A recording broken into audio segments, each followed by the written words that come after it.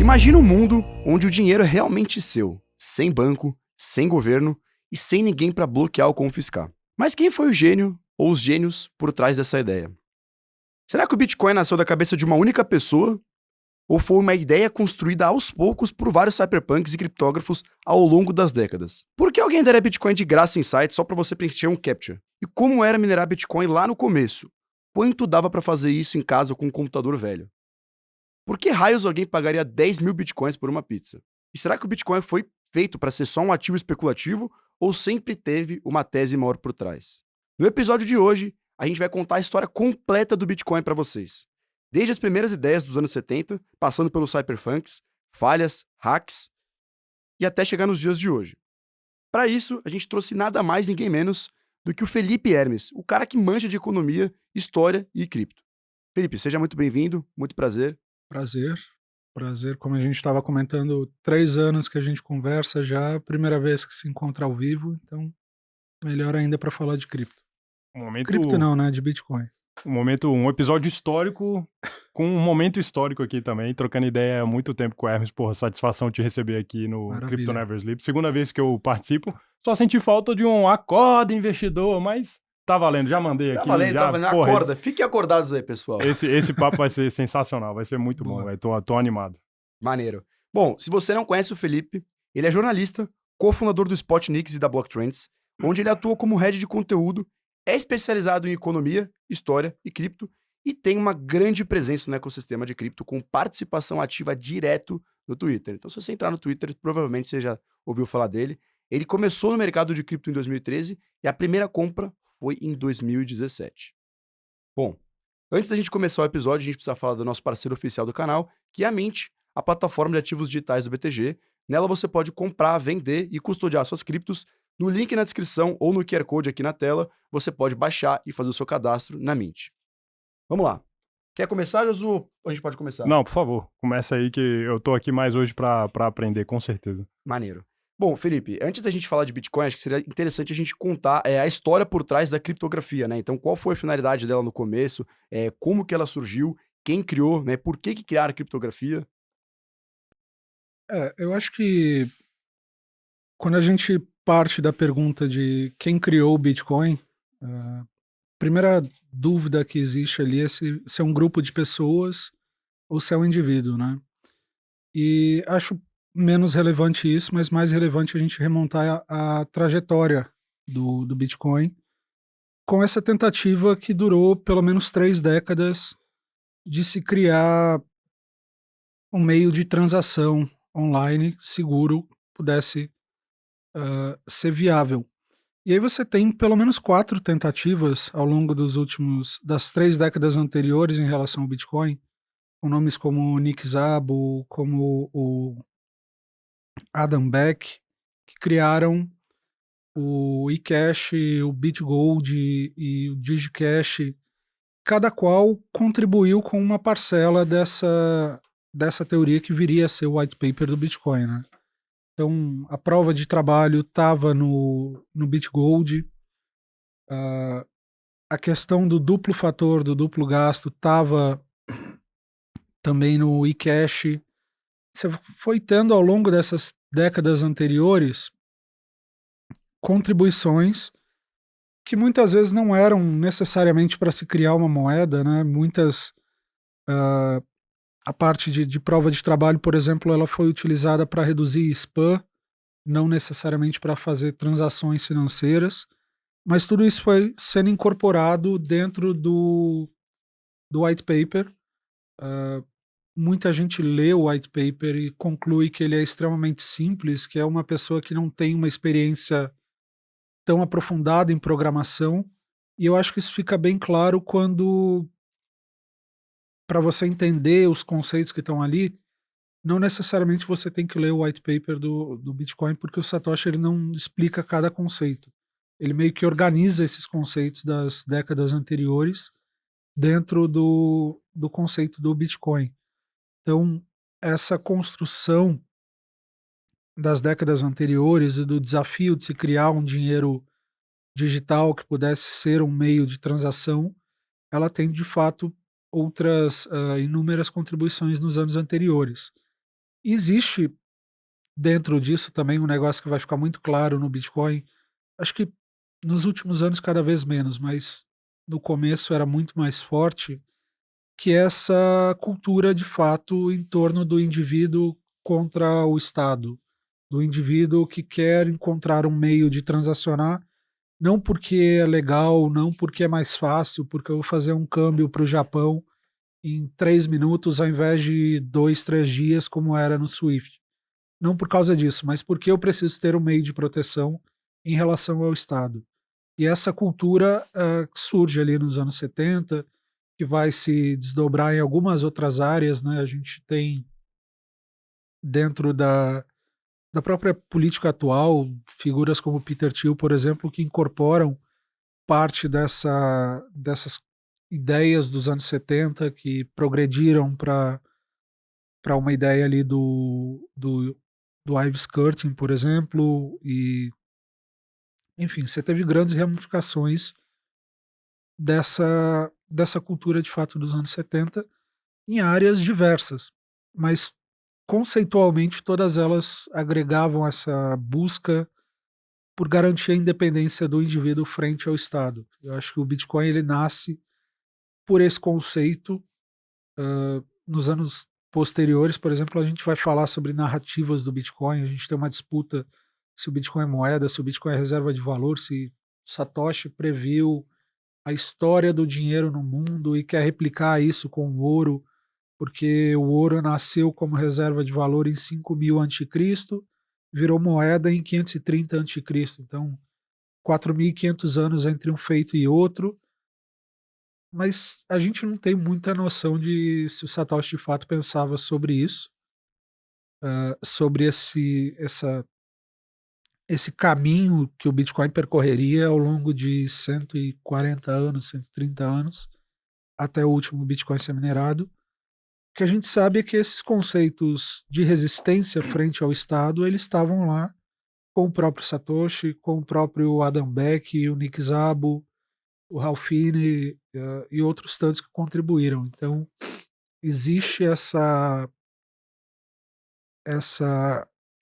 linha mestre por trás de todas essas tentativas e que veio a ser condensada por essa pessoa ou indivíduo, ou grupo, no caso, né, que publicou o white paper ali em outubro de 2008. Uhum.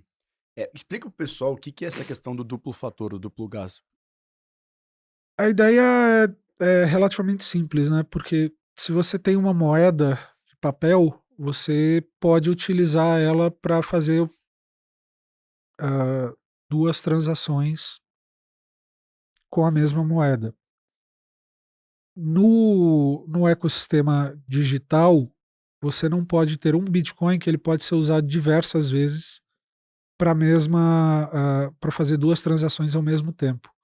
Então, garantir que aquela moeda minerada ela é única, que ela foi minerada no bloco tal, do dia tal, na hora tal, e que ela não pode ser copiada por um agente externo, que é o que garante no fim que exista 21 milhões de bitcoins. Se você não consegue controlar isso, a rede pode acabar tendo muito mais moedas sendo imputadas lá sem que exista uma garantia, uma segurança dessas moedas.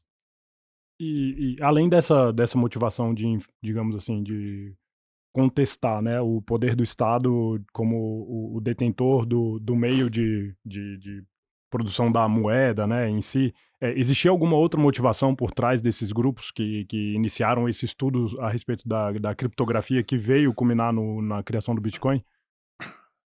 Eu acho que é muito mais do que a moeda em si. A moeda ela é um dos conceitos que a criptografia acabou valorizando, mas a própria noção de privacidade era fundamental para esse pessoal. Então, ter uma moeda privada é um dos fatores dentro dessa resistência frente ao Estado. Não é, diria que não foi nenhum principal, porque toda a cultura dos anos 70 ela tem impactos na sociedade muito maiores do que o próprio Bitcoin com o desenvolvimento dessas teorias, né? Que hoje, diria que são parte relevante do que move a direita americana, por exemplo, são ideias surgidas com a cultura cyberpunk nos anos 70. É uma ideia que vai muito além de retirar o poder do Estado sobre a moeda, vai sobre todo o conceito de privacidade dos indivíduos frente a um Estado que estava ali em meio à Guerra Fria, crescendo sobre a vida das pessoas, e um Estado que estava sem controle sobre a vida das pessoas também, né? Ou seja, que estava crescendo o tempo todo. Acho que esse é um ponto. A moeda ela se encaixa como uma forma de sobrevivência, mas o conceito é muito maior do que isso, né? Bem interessante. Uhum. Você comentou do Satoshi Nakamoto, né, que a gente teve muitos criptógrafos e desenvolvedores que contribuíram para a ideia do Bitcoin, mas ninguém sabe se o Satoshi Nakamoto é uma pessoa, é né, uma entidade, são várias pessoas, pode até ser o governo por trás, né? Não sei se... O que você acha disso? Eu acho bastante provável que seja uma pessoa que tenha. Acho improvável que seja um grupo de pessoas, tal, porque é aquele famoso conceito, né? Duas pessoas, agora esqueci o ditado, mas é três pessoas podem guardar um segredo contanto que duas estejam mortas, né? Então é um pouco disso. Mas quem olha o white paper, novamente, quem olha o white paper não vê ali um trabalho que, meu Deus, você precisa ser um programador da NSA para poder desenvolver essa tecnologia, porque ela é extremamente simples. É, hoje em dia, então, você não precisa nem ser desenvolvedor para criar coisas, é relativamente simples. E ela agrega um conceito de inúmeras outras pessoas que estavam por trás, né, ao longo das décadas anteriores. Eu acho que esse é o ponto mais importante do Satoshi, foi ter agregado esses trabalhos. Ele cita o Adam Beck no white paper, por exemplo, e isso para mim, essa simplicidade meio que denota que existe uma pessoa ali por trás. Agora, se é o Nick Szabo, o Ralph Finney ou o Adam Beck, acho improvável que seja um dos três, mas se tivesse que chutar, provavelmente seria um dos três. Provavelmente o Nick Szabo. Uhum. E por que que a gente teve que esperar até ali a crise de 2008 para nascer um protocolo que desse certo? Por que que essas outras tentativas anteriores, desde a década de 70, não floresceram e essa acabou dando certo? As outras tentativas, elas esbarravam em não ter a tecnologia completa, né? Ou seja, você teve tentativas ali que criavam um banco comercial usando uma moeda digital e aí isso não gerava engajamento da comunidade. Você teve tentativas que falharam porque não tinham adotado a prova de trabalho, então acabava sendo centralizado, com o Proof of Stake, por exemplo, que é o que o Ethereum acabou fazendo depois. Mas cada um falhou em determinado ponto e o Bitcoin ele meio que agrega esses pontos que foram sendo falhados usando outro exemplo para corrigir. E talvez o ponto mais importante seja esse fator de comunidade mesmo, né? De ter surgido não de um indivíduo, porque todas as outras eram de um indivíduo bem conhecido. E isso é um fator extremamente importante porque, no fundo, o Bitcoin é um dinheiro descentralizado que você não conhece o criador. Você pode teorizar sobre quem é o criador, mas você não sabe quem é. E esse conceito de não ter uma pessoa pode ser sequestrada, que pode ter, enfim, como tantos exemplos lá que o Renato 38 adora dar, né, de pessoa poder entregar o código do Bitcoin, por exemplo, ou entregar, enfim. Se você tem um indivíduo que é conhecido por criar determinada tecnologia, essa tecnologia se torna um pouco mais vulnerável do que ela seria se esse indivíduo é anônimo, né? Eu acho que esse foi uma série de fatores. O fato de Satoshi ser anônimo talvez seja um dos fatores mais importantes, não o único, mas de ter ah, agregado essas outras tecnologias e o timing, assim, Eu não sei também porque a gente olha a história de forma diferente do que a pessoa que está vivendo, né? Alguém que estava lá em 1915 não estava falando, pô, estou na Primeira Guerra Mundial. Porque não existia o conceito de primeira, Primeira porque não Guerra. existia a segunda. Então, quem estava em 2008 sabia que estava numa crise, mas não sabia que estava na crise do século XXI, né? Então, assim, até porque 7 anos antes a gente teve uma crise ali da bolha das .com. Então, crises não são tão marcantes enquanto a gente está vivendo ela, né? Provavelmente elas se tornam mais depois. E mas o timing certamente ajudou na narrativa 2 anos depois, quando tanto é que no dia 3 de janeiro de 2009, quando você tem o Bloco Gênesis, você vai ter lá gravado no Bloco Gênesis uma manchete do Times da Inglaterra sobre o resgate de bancos pelo secretário do Tesouro da Inglaterra. Então, assim, primeiro bloco de Bitcoin, ele fala sobre o governo usando o dinheiro do pagador de impostos para resgatar banco. Isso é, em termos de mitologia da coisa, em termos de construção de narrativa, isso é bastante poderoso. Uhum. Só antes da gente começar de fato a entrar na criação do Bitcoin, o conceito de prova de trabalho, o que que é exatamente isso? E quem criou? Foi no próprio Bitcoin, o próprio Satoshi criou, ou já existia esse conceito e ele adaptou? Você disse que, né, Não, ele já tiveram. existia. A minha memória não vai me salvar agora, mas salvo engano foi no eCash. Foi nos anos 90, conceito de prova de trabalho, tentando evitar alguns problemas, como por exemplo, spam na internet. Porque se você demanda uma rede para validar transações, você enviar 1 milhão de transações vai gerar um custo que você que está mandando o spam não vai conseguir pagar, porque o custo fica muito alto, porque você está, enfim, ultrapassando a capacidade da rede. Então, o conceito de prova de trabalho, ele nasce ali nos anos 90, não vou lembrar exatamente com qual dos experimentos, mas ele é fundamental para o Bitcoin porque ele cria, primeiro, ele fortalece a comunidade e ele remunera quem está agregando segurança à rede. Então, o Bitcoin ele é a forma de remunerar quem está mantendo a segurança da rede.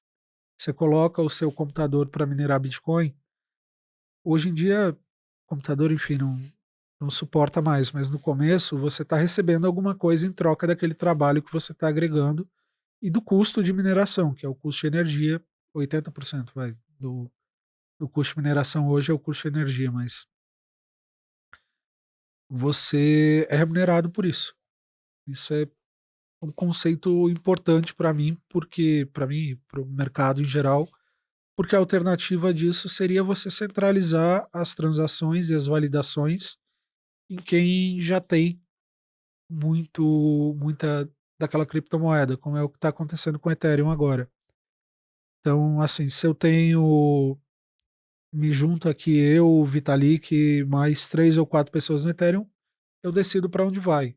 Para eu controlar o Bitcoin, é quase impossível por conta da prova de trabalho, porque existe um limite material de quantas placas de vídeo eu vou conseguir ter, de quantos rigs de mineração eu vou conseguir reunir, e quanto mais eu agrego, maior vai sendo a dificuldade da rede, porque a rede tem um ajuste de dificuldade a cada determinado tempo, né? Cada 2 semanas, mais ou menos.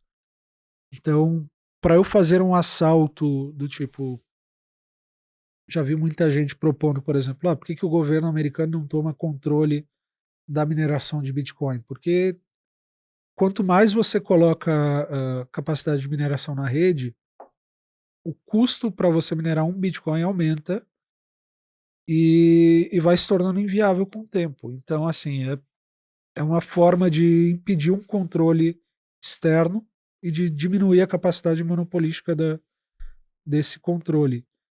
E isso é extremamente importante quando você pensa em um dinheiro descentralizado, né? Só para colocar um contexto aqui, o que que é esse trabalho que a gente está falando, dessa prova de trabalho, o que que é esse trabalho dentro da rede? É a resolução de cálculos matemáticos ali que vão servir para validar as transações da rede. E aí quem agrega, quando você resolve essa grande conta, a cada 10 minutos, você tem um bloco minerado. Esse bloco hoje paga 3,125 bitcoins.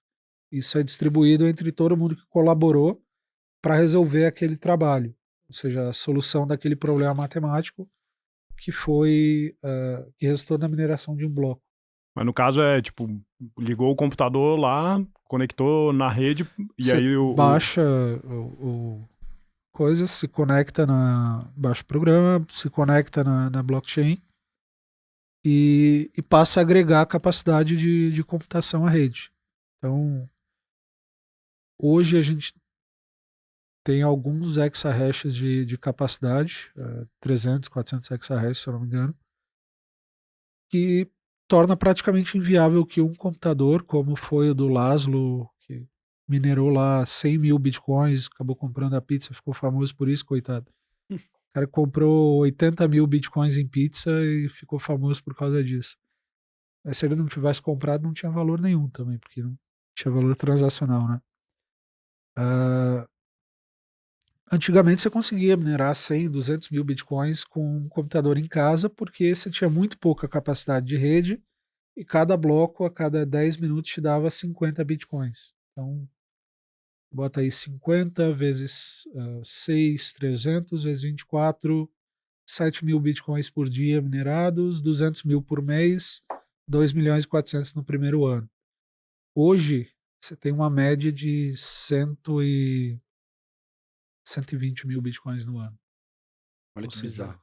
Bizarro. e daqui a 100 anos, isso vai cair para, sei lá, 5 bitcoins no ano. isso tudo já estava lá no white paper previsto que seria Sim, dessa forma. sim. A cada 210 mil blocos, você tem o halving, que é a recompensa do bloco minerado, ele cai pela metade. Cara, mas você não acha que é muito improvável ter sido só uma pessoa, cara, pra agregar todas essas ideias? Tipo assim, foram 40 anos de história aí, se a gente fala desde a década de 70. O cara, ele conseguiu agregar tudo Cara, é num que. projeto único que resolvia todos os problemas anteriores. É impressionante. O cara codou tudo e não errou o código dele. Não, ele foi trocando ideia com o Ralph Finney, eles conversavam direto. Tinha esse pseudônimo Satoshi Nakamoto conversando com diversas outras pessoas, né? Ele não estava isolado do mundo e chegou no Reddit da época e falou: pô, galera, criei umas moedinha mágica aqui, o que vocês querem Confia saber em mim. sobre? Confia em mim, confia no pai que vai dar certo. Não, ele conhecia alguns dos maiores criptógrafos do mundo na época e trocava ideia, aperfeiçoava ideia. Você tem os e-mails do Satoshi com o Ralph Finney, boa parte tá disponível e tal. E aí tem o outro ponto, né, que é o Ralph Finney acabou morrendo em 2014, se eu não me engano. Então, o segredo meio que tá com ele. Foi pro túmulo com ele. Quem que é esse cara?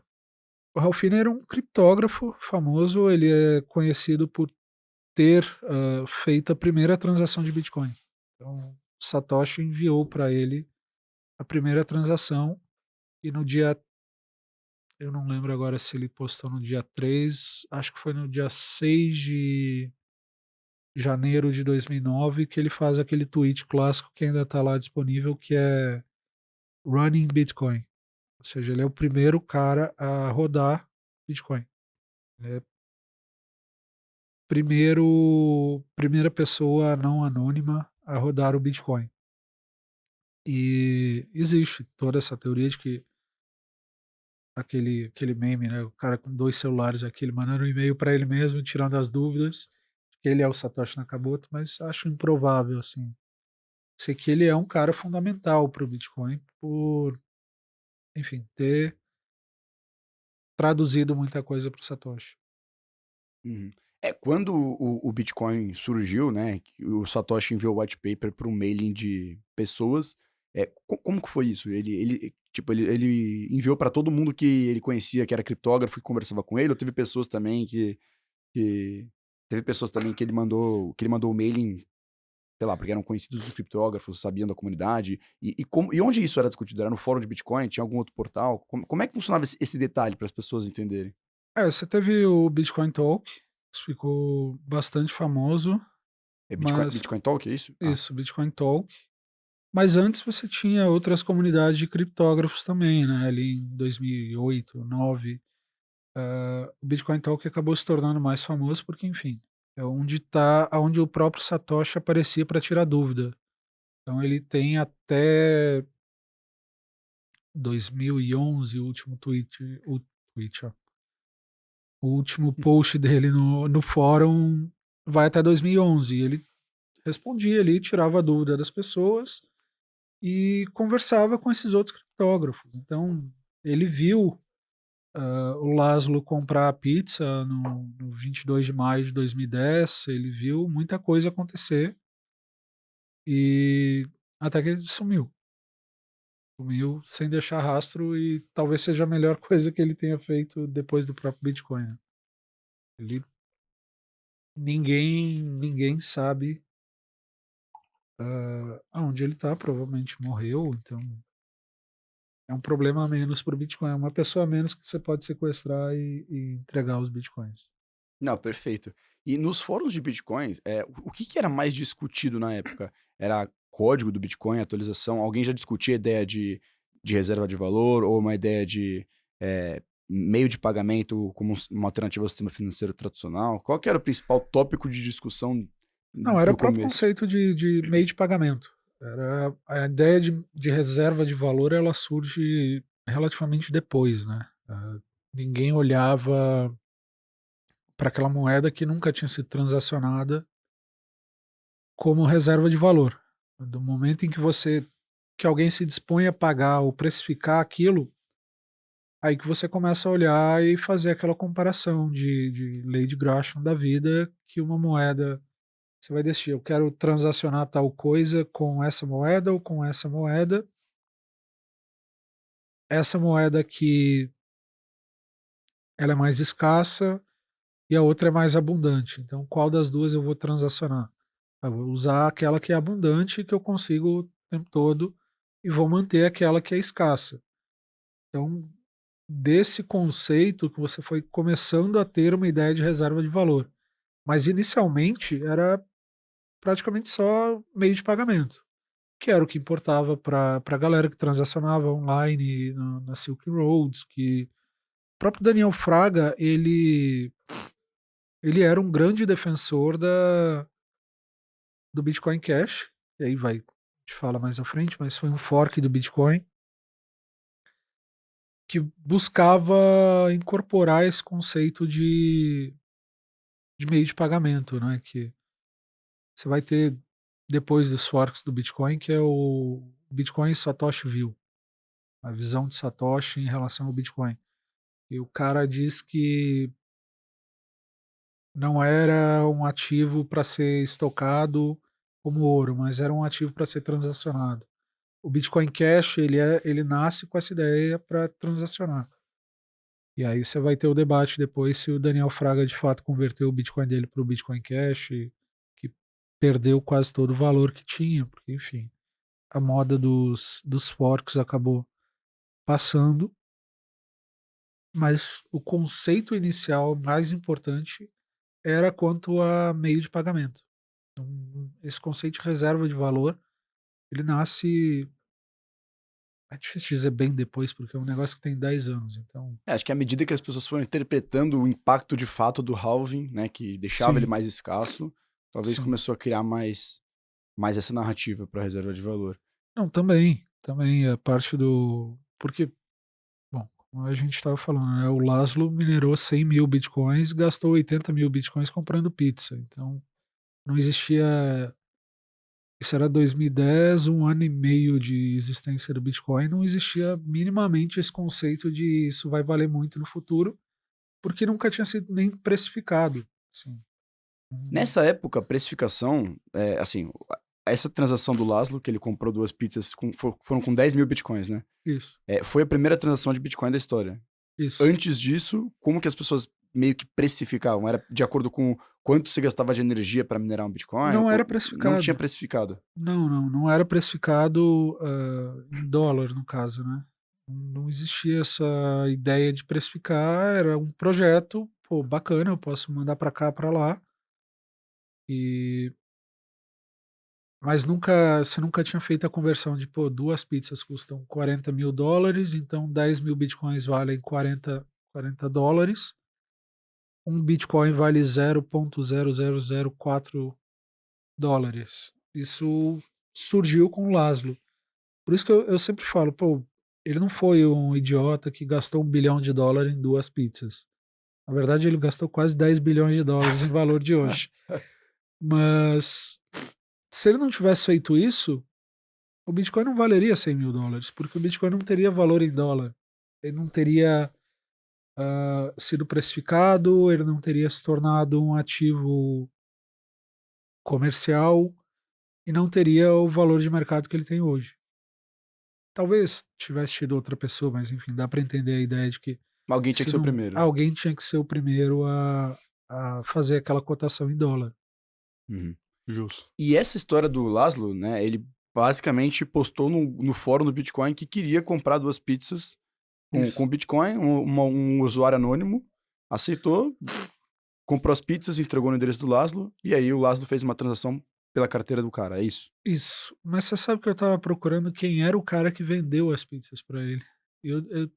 Eu vi que tem algumas matérias sobre isso. Eu sempre acho engraçado porque todo mundo fala do Lázaro, pô, comprou e tal. E o cara que vendeu?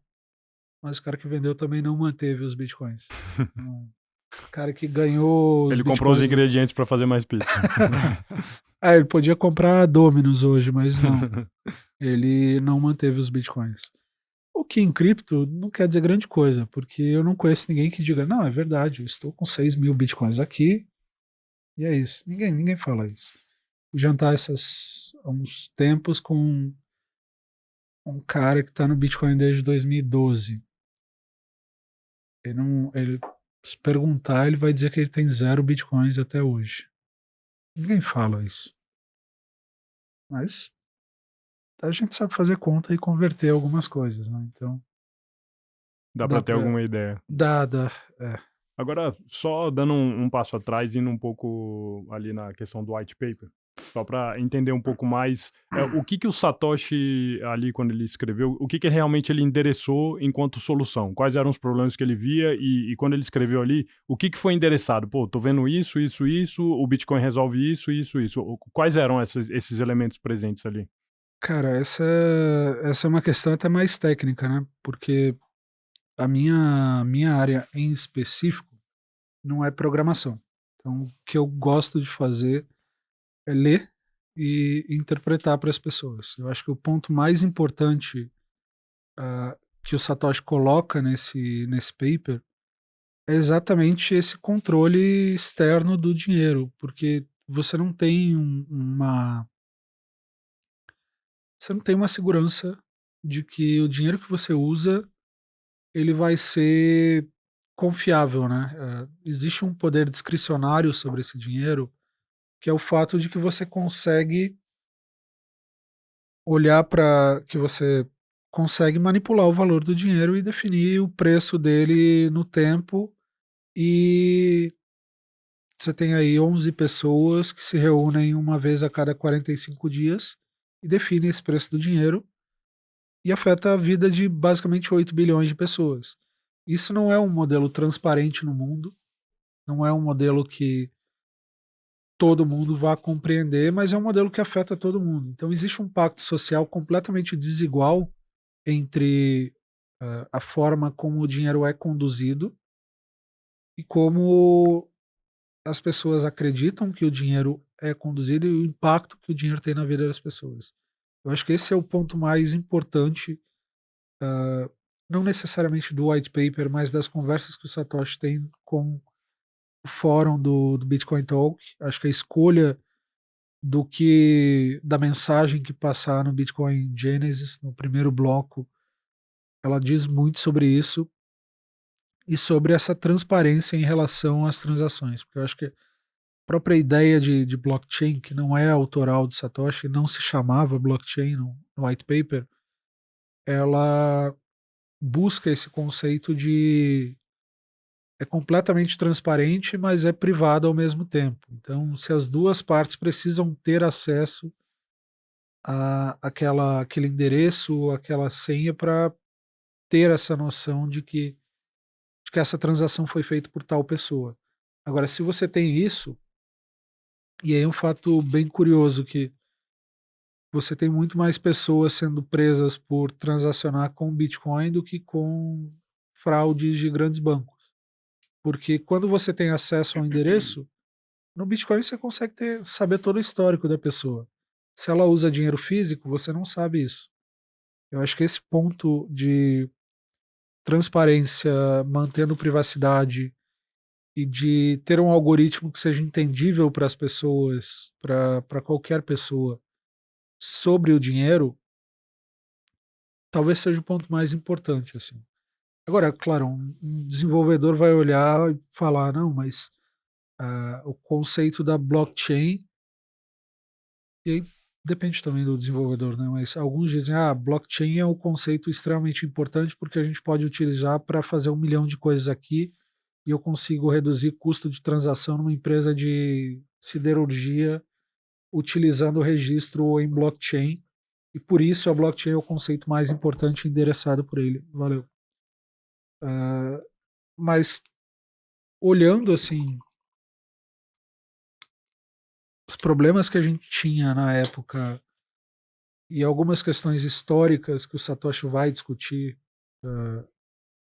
durante as discussões no fórum em si, essa questão de ter algo compreensível, até por isso, como já comentei aqui, o white paper não é uma tecnologia, não é uma escrita com uma tecnologia incompreensível para as pessoas.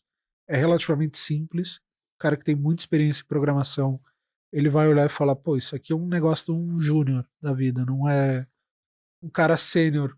Não é ciência de foguete, assim, de... Não é ciência de foguete. Só aí você já descarta a hipótese do Musk ter criado o Bitcoin. Tem doido que pensa isso, mas não é ciência de foguete. É um negócio compreensível, transparente, privado ao mesmo tempo e que, curiosamente, permite você ter registros que não ajudam quem é criminoso, por exemplo. O cara que é criminoso, ele não tem que usar o Bitcoin, porque a chance de ele se ferrar é muito maior do que usando dinheiro de papel ou outras criptomoedas que existem só para isso, né? Mas o Bitcoin em si ele não é esse conceito de dinheiro de bandido, né? Que a gente vê desde a primeira matéria publicada sobre o Bitcoin no Brasil em 2011, né? Falava exatamente isso. Conheça o Bitcoin, o dinheiro usado por criminosos na internet. Matéria do G1 na época. Então, essa, para mim, pelo menos, quando eu leio o que o Satoshi escreveu, eu entendo que esses eram os pontos mais importantes, assim. E ali na gênese, na criação ali, não tinha nenhuma referência. Eu achei interessante isso, que eu ainda não tinha parado para pensar. Não tinha nada sobre o Bitcoin ser reserva de valor. Essa Não. questão não estava posta ali. Era realmente um dinheiro digital para as pessoas transacionarem. Não tinha nada em Não. relação a, tipo, cara, isso aqui pode ser uma grande reserva de Era valor. puramente como o título do white paper diz, né? Um dinheiro P2P digital, dinheiro de pessoa a pessoa digital, e é isso. Não existia esse conceito de primeiro a gente usava tablete de argila, depois o sal, depois, e aí toda essa construção que o dinheiro passou, Satoshi não se aprofundava nisso. Entendi. Cara, uma dúvida que eu acho que algumas pessoas que já estão entradas no mundo de cripto podem ficar. Você falou, pô, Bitcoin e cripto não é a melhor alternativa para você, né, ser um criminoso, porque a blockchain te dá transparência, permite com que você rastreie tudo que está acontecendo, né, todas as transações. Mas hoje não existem protocolos, por exemplo, o Tornado Cash, que é um protocolo é um papo mais à frente, a gente já volta pro começo, mas é um protocolo que dificulta esse rastreio de transações. Então, explicando o torneio do Cash, se eu utilizo esse site, esse protocolo, eu faço uma transação pro Hermes, por exemplo, e através desse site ele faz várias transações menores e para dificultar esse rastreamento. Não, mas com certeza. Eu comentei que o Bitcoin não é a melhor alternativa para bandido. Cripto é outra coisa. Cripto é centralizado. Cripto. Vai. Nem toda a cripto é centralizada, mas padece de alguns males centralizados. Eu acho que tá bem claro hoje que Bitcoin é uma coisa e cripto é outra. Tem o original, e aí você tem pessoas que olham aquilo e falam, pô, mas Bitcoin precisa de um consenso para fazer a mudança. Eu acho que eu sei fazer a mudança muito mais rápida. Aí surgiu o Vitalik ali em 2012 para propor smart contract, porque a galera do Bitcoin não queria fazer smart contract na rede Bitcoin, porque ia demandar muito mais capacidade e ia desviar do conceito original de moeda. Então, você foi surgindo diversas criptomoedas. Aí você tem a Ripple, por exemplo, que era um projeto, não era cripto antes, mas acabou virando cripto depois. E você tem a Litecoin dessa época. Diversos outros projetos foram nascendo nessa esteira do Bitcoin. E eu acho que, com certeza, existem algumas criptomoedas que são bem úteis quando você quer cometer um crime, como lavagem de dinheiro, por exemplo, como, enfim, comprar drogas na internet. Então, existe. O Bitcoin não é a melhor forma. Entendi. Tipo, se você utilizar, eu transacionar para você na rede do Bitcoin, vai estar tudo registrado, etc. Mas à medida que a gente foi Vai avançando, estar. O criaram problema, protocolos que facilitam esse tipo de crimes, mas não tem a ver com o Bitcoin. Foi uma pessoa que criou um site, por exemplo, o ou uma outra problema, criptomoeda. o problema é que se a polícia chega na sua casa e descobre que aquela carteira é sua, eles vão puxar todo o histórico e tá lá, imutável na blockchain. Então, assim, é por isso que é transparente e privado ao mesmo tempo. Se eu sei que tal carteira é sua, eu consigo puxar todo o seu histórico e saber com quem você transacionou. Por isso que não é ideal para quem está querendo cometer crimes. Esse cara, ele vai olhar para o Monero, não vai olhar para o Bitcoin. Porque o Monero é irrastreável e aí não é. E aí é outra coisa, não é a estrutura do Bitcoin, não está preocupado com integridade da rede, com. Enfim, são outros conceitos. Eu, particularmente, não sou um grande entusiasta de cripto em geral. Acho que, como eu sempre costumo falar, 99,99% das criptomoedas resolvem problemas que não existem. E esse é outro problema, né? Esse número, porque hoje em dia você cria 10 mil por dia, então você tem que, toda vez que eu vou falar isso, eu tenho que adicionar um 9 a mais. Continua tendo 5, 6, 10 criptomoedas que você olha e fala, pô, essas são legais, estão agregando algo novo. Tipo Solana, por exemplo. Ou o próprio Ethereum. Tá meio caído o Ethereum e não pega bem chutar cachorro morto, né? Mas Testar e adora. eu fiz um trade excelente de Ethereum aqui. Quando meu tio, pai da minha prima, queria aprender sobre cripto, Ethereum estava valendo $22.000. Não, R$ 22.000, uns 4, 5 mil dólares. E eu troquei meio Ethereum por uma fração de um cavalo dele. Então, ainda botei o nome de Vitalik. Tá lá em Bagé hoje, E o cavalo Vitalik tá crioulo. bem? Tá lá, tá bem. Graças a Deus não tava em Eldorado ano passado, quando deu a chuva e tal. Tá lá em. Ah, ele não foi aquele cachorro que ficou em cima do. Não, O cachorro não, o cavalo que ficou em cima não, do telhado. graças a Deus não teve risco da Janja levar ele embora. Ele tá em Bagé agora. Mas foi um dos melhores trades que eu fiz, foi em Ethereum. Viu? Se livrar de Ethereum foi lucrativo pra caramba. Mas ainda tem muita coisa que dá para você fazer na Ethereum. Eu acho que boa parte das altcoins que são legais, assim, e aí Solana é um negócio que eu já tive muito preconceito. Hoje em dia ainda tem um pouco, mas não tanto, assim, que eu já olho e falo, pô, dá pra fazer coisa legal aqui. Qual que era o seu preconceito? Só pra... Porque a Solana tinha dois, né? Um deles é que um dos maiores investidores da Solana, dos divulgadores, era o Felipe Neto. Aí você já desconfia. O outro é que a Solana ficava muito tempo offline. A rede da Solana caía muito. Caía de ficar 2, 3 dias offline e assim, a cada mês ela caía. E isso já aconteceu com o Bitcoin uma vez, mas foi coisa assim, 2010, 2011. E para Solana era um negócio bastante repetitivo. Eu acho que hoje, boa parte dessas criptomoedas que não são concorrentes do Bitcoin, eu acho que elas são meio que experimentos de testes para aquilo que o Bitcoin pode acabar implementando.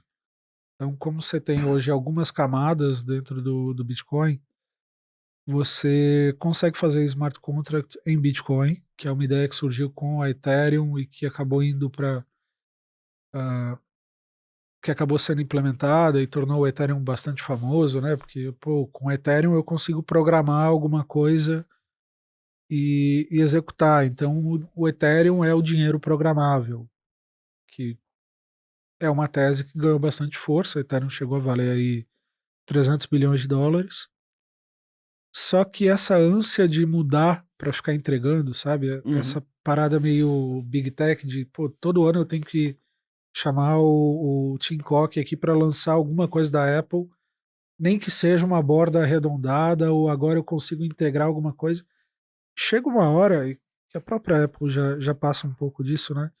Que a novidade que você tem para entregar não é aquela novidade que o cara fala, caralho, é um iPhone. Isso é revolucionário. Nossa, a câmera tá melhor. Não, agora a câmera tá um pouco mais para a direita. Pô, o Ethereum tá nessa fase assim de não é tão revolucionário como ele era em 2015, quando foi feito o ICO, né? Claro, tem alguns problemas do Ethereum, né? Porque você não sabe quanto os criadores mineraram antes de fazer o lançamento, você não sabe quanto a Fundação Ethereum de fato controla. Eles dizem que a fundação tem 500 milhões de dólares em Ethereum, mas você pode ter outras milhares de contas menores que são da fundação. Então, é difícil saber.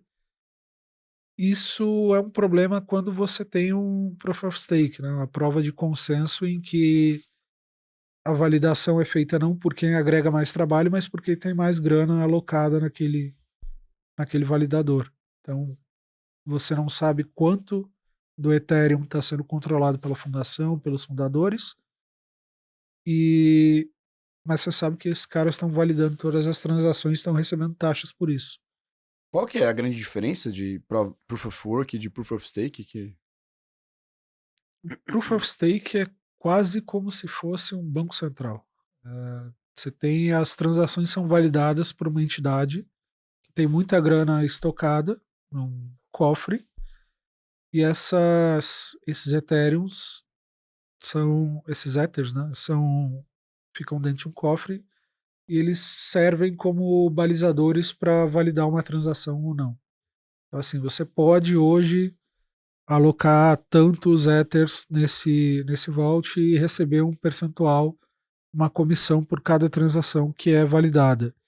Na prova de trabalho, você tem que resolver essa equação matemática e ser remunerado a cada 10 minutos pelo trabalho que você agregou na rede, que acaba se tornando capacidade de segurança da rede também, né? Então, os computadores, eles servem para gerar a segurança dessa rede, garantir que ela seja descentralizada e, enfim, validar as transações, né? Que acaba gerando essa recompensa. Uhum. Ô, Hermes, você citou que esse nome blockchain nem estava lá no white paper, lá no começo, mas a ideia estava lá, o conceito estava lá, né? Explica um pouco o que é esse conceito da blockchain e como que ele está lá expresso no white paper. Essa ideia é que você vai. Toda a estrutura do Bitcoin ela está descrita em blocos separados, são minerados a cada 10 minutos, né? Então, cada bloco desse ele tem uma determinada quantidade de informação que é gravada nele. Você tem um limite de alguns megas de capacidade, o que é até um problema para a rede, porque você não consegue gravar milhares de transações nesse bloco, registrar, porque existe um limite da capacidade desse bloco, né? Então, o que a galera acaba fazendo é criar uma segunda camada, fazer as transações na segunda camada, e aí a cada 1 milhão de transações, a cada milhares de transações feitas na segunda camada são registradas no bloco principal com a informação. E esse bloco, que é minerado a cada 10 minutos, ele contém uma determinada quantidade de informações que são todas as transações feitas pelo Bitcoin. Ou seja, toda vez que você faz uma transação P2P, conforme o white paper define, isso vai ficar registrado dentro desse bloco.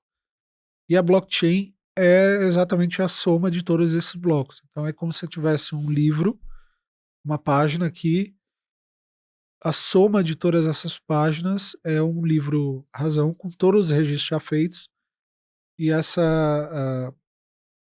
esse livro com todos os registros já feitos é o que o pessoal do fórum veio a chamar de blockchain. Ou seja, é essa capacidade que você tem de pegar aleatoriamente um bloco, chegar nele e falar: isso aqui é o que foi registrado no dia 3 de dezembro de 2014, às 4 horas e 50 minutos, quando o bloco número 400.618 foi minerado. Essas foram as transações já feitas, estão lá registradas, É possível acessar desde o início todas as transações que já foram feitas desde o início. na rede. Desde o início. E a ideia mesmo é quase que, pô, o cara é contábil, quase contábil a ideia de que, tipo, pô, Bastante contábil. tem Tem, uma contrapartida, né? Tem uma parte, a outra parte, e você registra isso em blocos. Bem interessante a forma que é foi um construída. conceito bastante contábil mesmo, assim. Tanto é que a galera sempre fala, pô, mas blockchain vai substituir o cartório. Eu sempre digo, o problema do cartório não é a tecnologia, o problema é que o cartório serve para arrecadar dinheiro para o judiciário, é outra coisa. Tecnologia, a gente já tem 1 milhão de tecnologia para resolver cartório, para fazer transações seguras, validadas, etc. Então, assim, a tecnologia de blockchain, por isso que a galera pode, ah, não necessariamente né, do Bitcoin, porque seria muito caro de utilizar para garantir, por exemplo, você é uma empresa de carne, e aí você quer garantir que a informação não seja, que a informação da produção, da cadeia de produção, seja bem registrada. Você vai mantendo esse registro e fazendo input dentro de uma blockchain, não necessariamente a do Bitcoin, sobre cada passo do animal ao longo da cadeia. E para isso você tem que ter duas pessoas, né? Um validador e a pessoa que está fazendo o input. Na medida que você faz isso, todo o passo a passo desse animal na sua criação até o abate, ele vai ficar registrado em blockchain e você não pode mudar. Então você consegue chegar para um cara lá da China e falar, pô, eu tô produzindo 500 arrobas de gado aqui no Pará, só que a minha produção é completamente legal, como você pode ver registrado aqui em blockchain as informações. Nada disso foi fraudado pelo produtor, porque o inspetor que a China confia para comprar, ele garantiu parte da informação e registrou isso em blockchain. E você consegue fazer isso. Ou num outro exemplo, por exemplo, da Uzi Minas, você tinha um alto forno que deu problema e ninguém sabia exatamente como era o contrato de reparo desse alto forno, né? Porque não estava bem guardado esse registro. E eles chamaram uma empresa de um conhecido meu, inclusive, chama Heaven, que passou a realizar essa parte de registro de prestação de serviços, de quando foi feito o reparo e tal informação em blockchain. E aí você consegue ter essa garantia de que os dados são invioláveis ao invés de, não, mas quem fez isso foi o fulano da contabilidade. Quem negociou com eles foi tal pessoa, foi tal pessoa. Então, você consegue manter esse registro de forma inviolável, que eu acho que é o ponto mais importante aí. É, antes da gente ter, né, voltando lá atrás, antes da gente ter a primeira transação de Bitcoin, né, com o Laszlo, as pessoas transacionavam entre si para testar, porque você podia fazer uma transação peer-to-peer, mas era comum esse tipo de prática.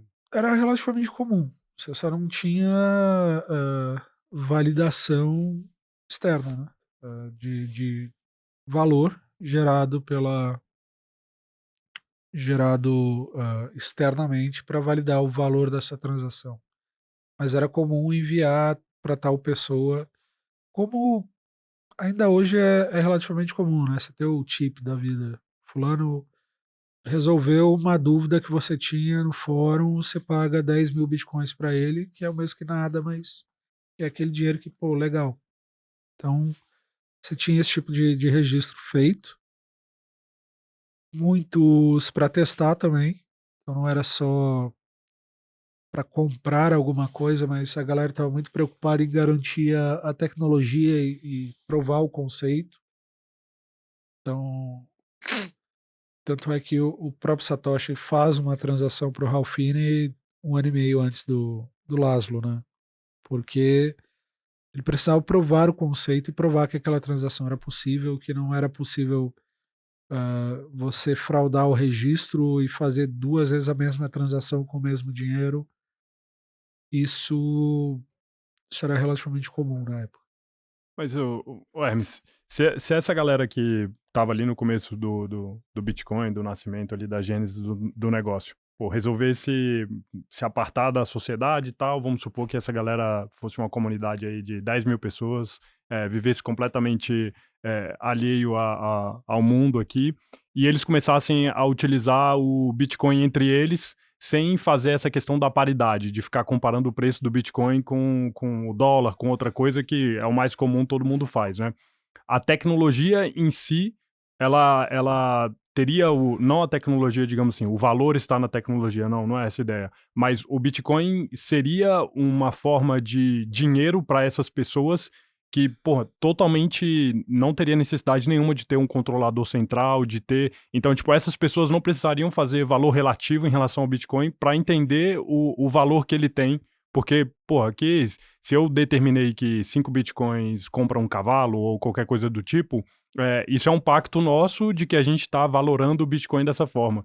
Então, o valor real da coisa, o que eu estou querendo perguntar assim, tá realmente em ter solucionado esse problema de criar um dinheiro privado. Esse valor, ele tá intrínseco na gênese do Bitcoin. É esse realmente o valor que você enxerga nele? Sem dúvida, sem dúvida. Eu acho que todo esse conceito de reserva de valor e de trazer dinheiro do mundo real para o Bitcoin, ele vem depois, ele é interessante porque é como se tivesse essa galera vivendo ali no Vale Gaut da vida, e aí a galera que tá fora olha e fala, pô, esse cara tem uma tecnologia interessante aqui que eu posso usar para preservar o valor que eu gero aqui na minha sociedade.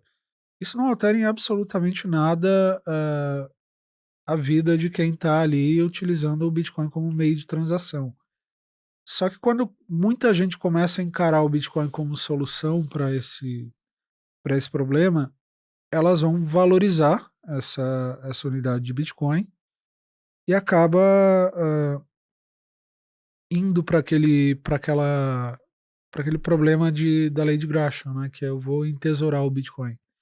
Então, à primeira vista, e aí muita gente pensava como isso, né? Novamente, o Daniel Fraga, ele era um dos caras que olhava o Bitcoin como um meio de transação, não como uma reserva de valor.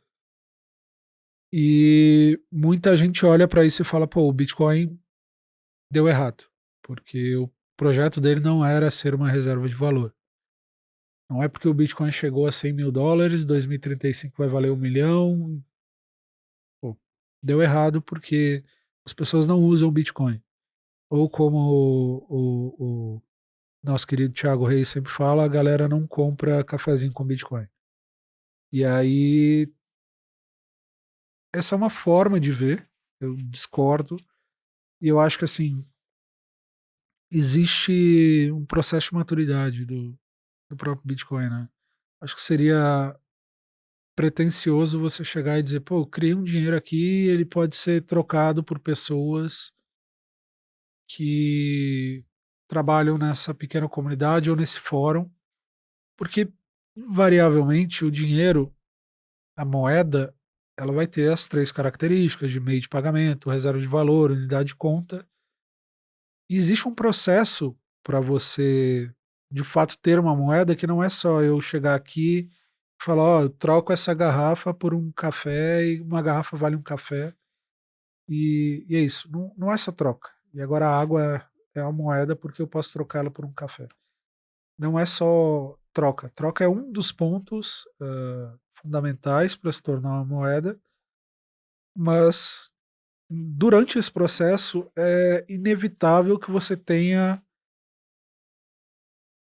parte do valor da sociedade ou parte da riqueza total da sociedade sendo estocada nesse ativo.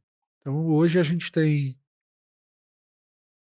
uma riqueza global aí de 550 trilhões de dólares, boa parte dela está estocada em dólar, que é a moeda global. Boa parte dela está estocada em ouro, que é uma reserva de valor. 20 trilhões em ouro, daí 4% da riqueza mundial em ouro. E 0,4 está em Bitcoin. Então vai progredindo e na medida em que mais valor for sendo guardado em Bitcoin, maior vai ser a probabilidade de que as pessoas passem para o próximo passo, que é utilizar como unidade de conta. E eu vou ter casas sendo cotada em Bitcoin, carros sendo cotados em Bitcoin. E aí, quando você tem isso, você valoriza e se torna mais prático de utilizar como meio de pagamento. Então, foi toda essa volta que a gente acabou fazendo. Surgiu ali como uma forma de trocar entre eles. E até que chegou o Laszlo, mudou a brincadeira e o processo passou a ser um processo histórico e não só uma brincadeira de amigos ali, né? Então, você passou a replicar esse processo histórico até que você consolide ele com o padrão Bitcoin. E aí, no meio desse caminho, você vai ter outros desafios, você vai ter as stablecoins surgindo, e aí as stablecoins como a Tether, por exemplo, elas surgem com uma paridade de $1 para um USDT, mas depois a Tether começa a comprar Bitcoin, e aí daqui a pouco a Tether tem tanto Bitcoin que você nem se importa mais se ele tem título do governo ou não, mas você sabe que vale um USDT porque tem uma quantidade de riqueza estocada ali, e eu acho que esse é um processo, no caso. Cara, essa estratégia da Tether, inclusive, não tinha pensado nisso, mas pode realmente ajudar nessa parte da Bitcoin, hiperbitcoinização, né? Mas, Eu vejo a Tether como o padrão Bitcoin. Assim. Hoje é uma empresa fantástica. Você tem 24 trilhões de dólares em transações de stablecoins no mundo. E o governo americano vê a Tether de forma positiva, porque ela aumenta a demanda por dólar, mas conscientemente a Tether tem uma demanda por Bitcoin que não combina muito com os planos do governo americano. Talvez combine com o plano de segundo escalão do governo americano hoje, mas, enfim, são conceitos um pouco diferentes, assim, de objetivos diferentes, né? uhum. Cara, é legal. Depois que o Laszlo pagou a pizza, né, que a gente teve tudo isso que você explicou, né? Na época você conseguia também preencher em alguns sites captchas e você recebia em Bitcoin. Hoje em dia tem isso, mas você recebe, né, 0,0000 satoshis, que representam, sei lá, 0,001 cents né, cents. Quando que surgiu a primeira corretora de Bitcoin? Nessa época? A data específica, a Mt. Gox era uma corretora de cartas de Magic, né? Tanto é que Mt. Gox é Magic and Gathering. Eu não lembro, eu não sou muito especialista em Magic, não era meu tipo de jogo. Mas era. Enfim, o nome em si era Magic the Gathering, que era o jogo. E, e eles viram que, em termos conceituais, ali, como uma exchange de troca de cartas de determinado valor, funcionava. E foi essa primeira exchange. Eu não vou saber exatamente o ano em que ela foi fundada, mas você Eu para acho que foi pra. 2012. É. Ou 2014, eu também não vou saber de cor, mas por Não, aí. 2014 foi o hack. É, 2012 então, 2012 talvez. foi o ano em que ela foi fundada, porque 2013 você vai ter no Brasil a Fox Beach, Ah, que é a primeira brasileira.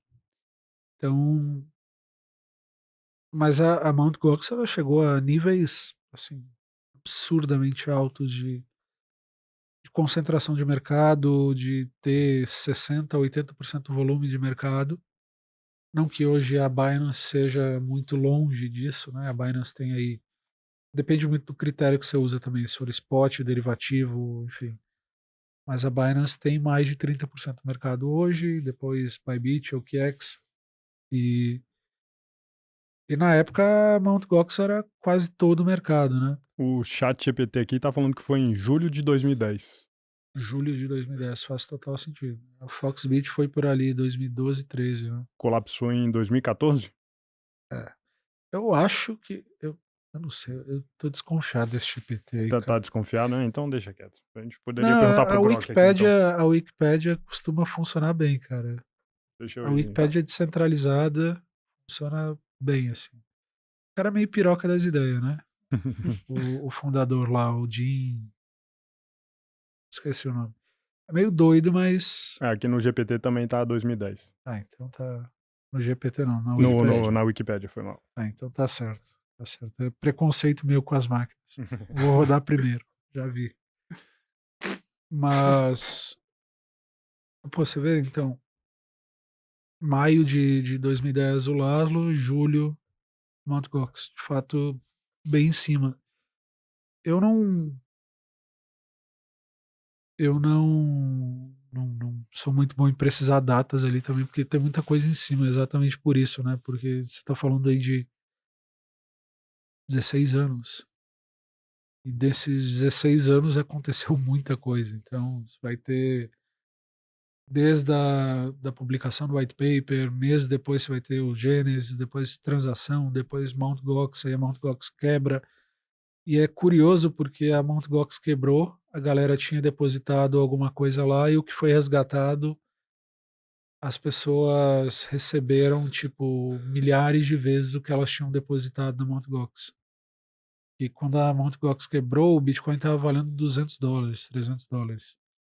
E hoje está 100 mil. Então, o cara que está recebendo a grana de volta hoje, ele foi obrigado a ficar trancado por 10 anos.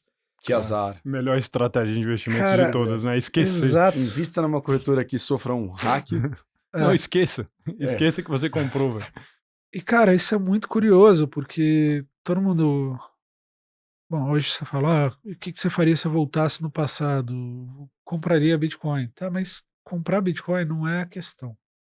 Que você compra $100, aí chegou a 1.000, você vai vender? Vai, Todo mundo. vai. Fácil. Porque você não prevê o futuro, cara. Porque a não ser que você seja, de fato, alguém que fez parte da história do Bitcoin. São pouquíssimas pessoas. Pouquíssimas. Eu diria que no Brasil, cara que tá desde 2010, 2012, 13, você vai ter 15 pessoas no máximo. 15. Pô, 15 pessoas é muito pouco. Muito pouco.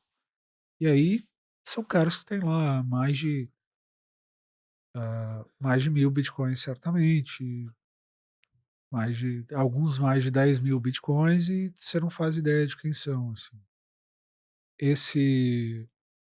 Como eu estava comentando com vocês antes, esses dias fui jantar com um amigo que é dessa época, de 2012.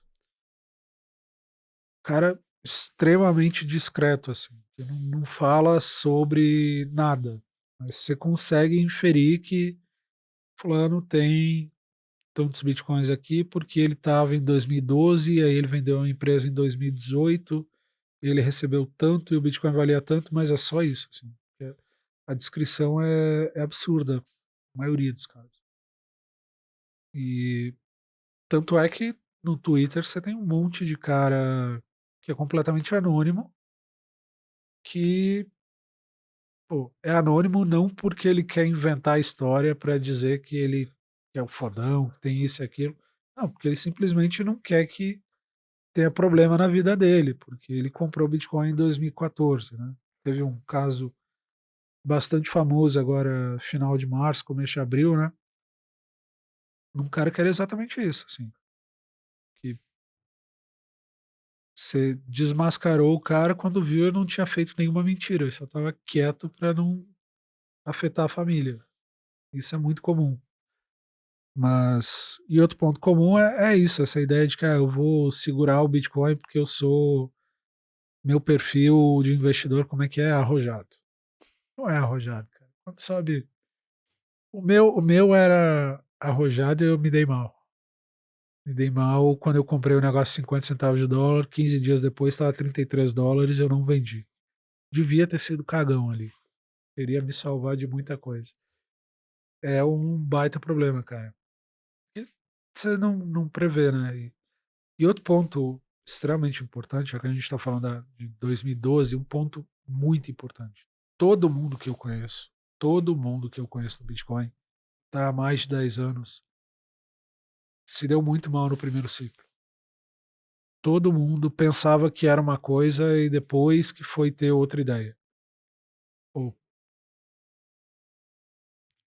Mises Capital se deu mal no primeiro ciclo, e comprou a 100, chegou a 1000, e comprou a, não, comprou a 300, chegou a 1000, depois viu cair para 100, perdeu 90% e ficou.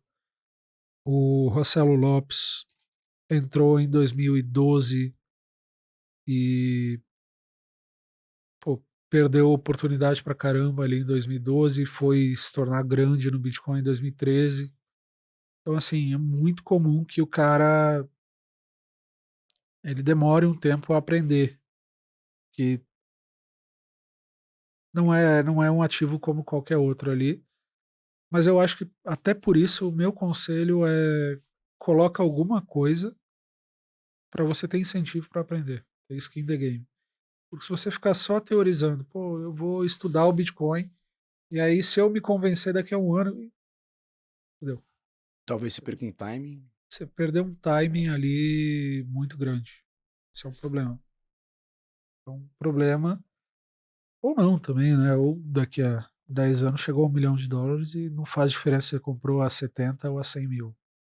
Agora, o que que foi qual foi o incentivo para a criação das corretoras? Se a ideia era fazer P2P, o que que o pessoal olhou ali e falou: "Cara, vou criar uma exchange aqui em cima disso"? É uma boa questão. Eu acho que é qualquer negócio, quem chega primeiro tem alguma informação a mais do que o cara que não estava lá desde o começo, né? Então surgiu uma necessidade de fazer um negócio de fato, de criar um ecossistema financeiro, mesmo molde de como surgiu o banco. Você tinha duas pessoas que poupavam, mas uma ah, queria ter dinheiro na mão e não se importava e tal ou não confiava na outra pessoa anônima que queria comprar. Eu acho que no fundo essa parte de exchange e tal, curiosamente é sobre confiança.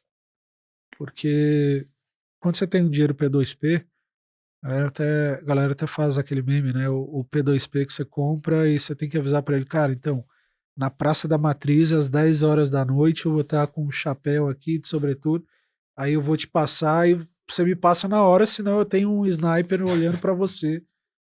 Cara, P2P é um negócio complicado, porque você tem que confiar plenamente que a outra pessoa vai te passar na mesma hora que você vai transferir o dinheiro para ela, e muitas vezes não acontece. Então, Óbvio que aí você vai ranqueando, o P2P tal é mais famoso, mais conhecido, esse cara entrega de fato, mas mesmo esse cara ele vai colocar uma margem, um spread muito alto. Então não compensa para a maioria das pessoas. E é a não ser que você seja um criminoso, que aí você não quer um KYC, você não quer ter registro nenhum. E aí acontece muito de você ter cara que é P2P que se revolta contra o Bitcoin porque a vida inteira ele trabalhou como P2P de uma galera que é, pô, é escória da sociedade, vai dizer assim. E é muito comum, assim, com uns 3, 4 casos que a galera fica meio deprê, assim, porque tá vendendo Bitcoin para um cara que não pode comprar em uma exchange porque ele não pode ter registro no nome dele. É óbvio que esse cara é um problema e que você tá vendendo para um cara que você sabe que é um problema. Então, é muito comum, assim, é o tipo de é o tipo de negócio em que a galera, quando se arrepende, fica meio, novamente, revoltada com o mercado, assim, se o mercado fosse o problema. E as exchanges tiveram um papel importante aí em termos de facilitar para Ah, o sem dúvida. leigo, tipo, isso daí foi uma das coisas endereçadas, porque eu imagino que nesse começo aí era uma coisa que, tipo, porra, pra alguém fazer a transação, acho que conseguir o Bitcoin ali, o cara tinha muitos sites que davam e tal, mas para conseguir fazer transações e tal, não era uma coisa simples aqui, qualquer leigo faria aquele negócio. E as exchanges, de certa forma, trouxeram uma facilidade, uma interface que o cara conseguia se registrar e fazer. Sem dúvidas. Eu acho que isso é fundamental e me lembra um trecho do Guia do Mochileiro das Galáxias, que não sei se vocês já leram e tal, eu sei Não, ainda que não li. foi um Também não. clássico do Douglas Adams, humor britânico.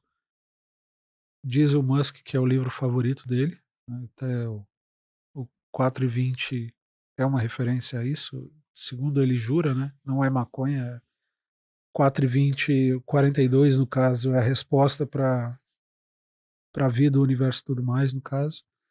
Mas tem um trecho que eles chegam em determinado planeta e o cara se encontra com uma raça bastante primitiva. E ele começa a contar das maravilhas do mundo moderno, que virou meme depois e tal, mas nasce aí do Guia do Mochileiro das Galáxias.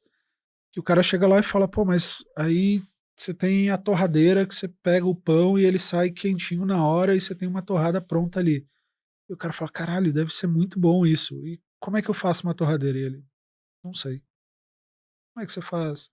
Como é que você faz a eletricidade aqui? Eu não faço ideia.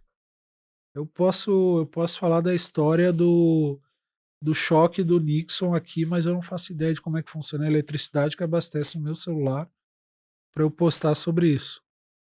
Então, assim, eu acho que dentro do Bitcoin é extremamente importante que a interface seja favorecida. Então, a ponto de, eventualmente, daqui a muito pouco tempo, sei que tem banco brasileiro já utilizando estrutura de stablecoin para fazer solução de negócio. Daqui a pouco tempo, você vai ter o cara usando Bitcoin sem saber, usando blockchain sem saber.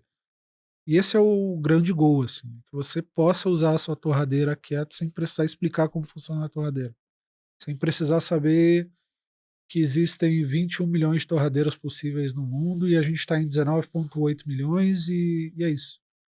E as exchanges são um ponto fundamental nisso, porque elas agregam, eh, elas fizeram a gente passar de fase, né? Eu diria que a primeira fase do Bitcoin é quando você tem o sobrevivencialista, né? O cara que só quer sobreviver ao apocalipse zumbi, quieto com os Bitcoin dele, que compra arma, compra água, e é isso. Ele não quer saber do Estado. Mas quantas pessoas dessas existem no mundo, assim? Sei lá, 5, 10 milhões? Você não cria um padrão de dinheiro global com 5, 10 milhões de pessoas.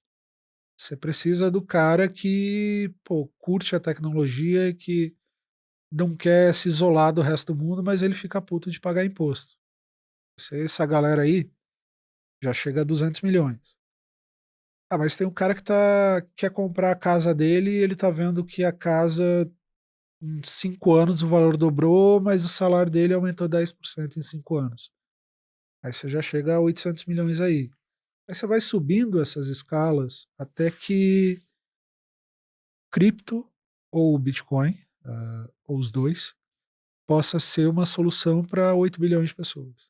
Eu acho que essa escala de prioridades, no sentido de, pô, eu posso fazer câmbio para o cara que tem a família em El Salvador e faz câmbio todo mês, cripto é interessante. Pode fazer câmbio de stablecoin sem pagar 4% de taxa para a Western Union. Já é uma solução. Que agrega um cara que não faz ideia do que é cultura cyberpunk, mas resolve um problema da vida dele. Então, acho que esse é um ponto de evolução que a gente ainda tem muito para passar, mas é um ponto em que a gente está avançando cada vez mais rápido. Acho que nos próximos 10 anos a gente vai ter soluções aí que você não faz a mínima ideia de que está usando blockchain, que está usando Bitcoin ou cripto, mas que estão sendo práticas para a vida das pessoas. Irado. Cara, explica pro pessoal sobre as entidades por trás do Bitcoin. Na verdade, é diferente de uma Ethereum Foundation que está por trás da Ethereum, mas, por exemplo, a Blockstream, né, que financia desenvolvedores pro Bitcoin. Explica para as pessoas como funciona isso, porque eu acho que é uma dúvida que gera para muitas pessoas. Pô, mas tem uma entidade que está financiando o desenvolvedor pro Bitcoin, e o quanto isso impacta a descentralização, se essa entidade acabar, seria o fim do Bitcoin, se tiver que fazer uma atualização do Bitcoin, essa entidade é a principal responsável. Como funciona isso? Que acho que é um assunto pouco comentado. Eu acho que o ponto mais importante para distinguir a Blockstream da Ethereum Foundation é que a Blockstream ela não foca em gerar hype no Bitcoin. A Ethereum Foundation, a principal função dela, sendo direto, é gerar hype no Ethereum. Isso inclui financiar projetos que vão utilizar Ethereum e vão fazer o Ethereum ter uma demanda maior. A parte da Blockstream é mais o que deveria ser uma fundação de fato de financiar a galera que está dedicando tempo, que é uma galera, é muito pouca gente, acho que não vou lembrar o número exato.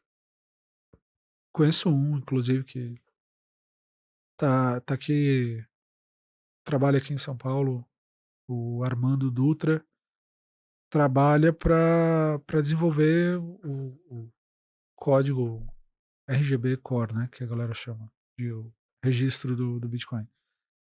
E eu acho que esse ponto é bem importante.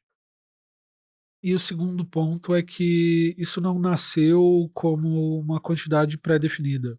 Então, quando o Ethereum foi criado, você tinha tanto reservado para a fundação, tinha tanto pré-minerado para os criadores.